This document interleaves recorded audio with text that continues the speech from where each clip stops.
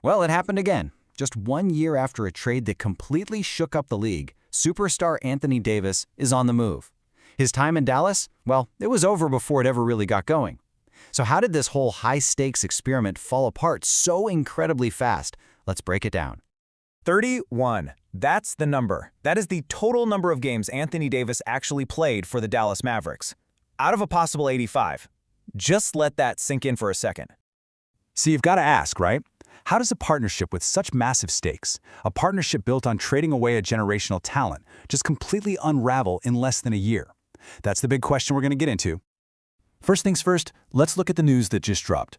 The move that officially closed the book on this very short chapter in Dallas. So on February 4th, it became official.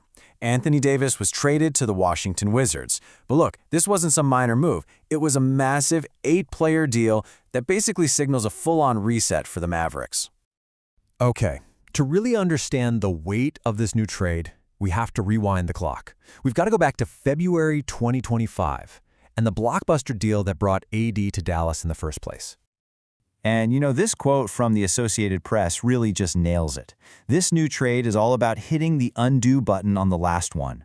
Remember, in 2025, the Mavericks sent their 25-year-old superstar Luka Doncic to the Lakers for a 32-year-old Anthony Davis. It was a move that had people scratching their heads from the moment it was announced. So what was the thinking back then?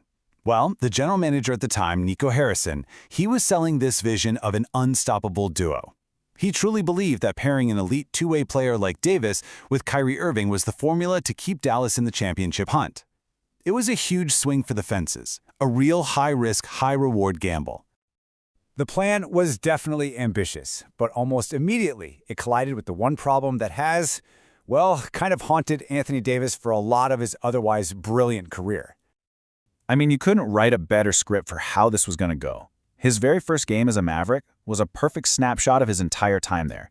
He was incredible, dropped 24 points by halftime, looked like every bit the superstar they traded for. Then, in the third quarter, a non-contact groin injury. And that was it. The story was set. And it wasn't just a one-off thing. It was just a constant battle to stay on the court. After that groin issue, he had to get surgery for a detached retina in the offseason. Then, just as he was getting his rhythm back, boom, he suffers significant ligament damage to his left hand. It was just one thing after another. And this number right here, it really tells the whole story. 36.5%.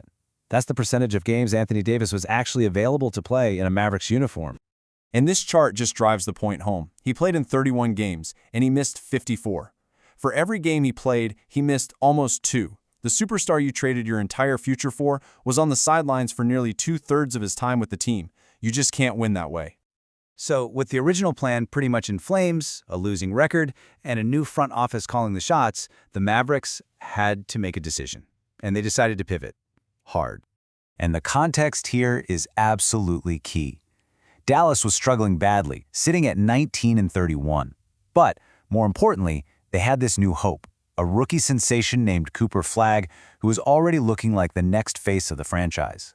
So, it was time to cut their losses and build around the new guy. And the trade itself was just massive. This wasn't some small deal. It was a huge 8-player swap. As you can see, Dallas brought in veteran Chris Middleton and some younger talent, while Washington decided to take a chance on Davis and a few other guards. But let's be honest, the real prize for Dallas wasn't even the players they got back. It was all about the draft capital. They picked up 5 future draft picks, making it crystal clear that this was a move all about rebuilding for the future. All right, so with a trade this big, you always have to ask, who were the winners and who were the losers? Let's analyze what this means for both teams. What's so interesting here is you have two completely different strategies.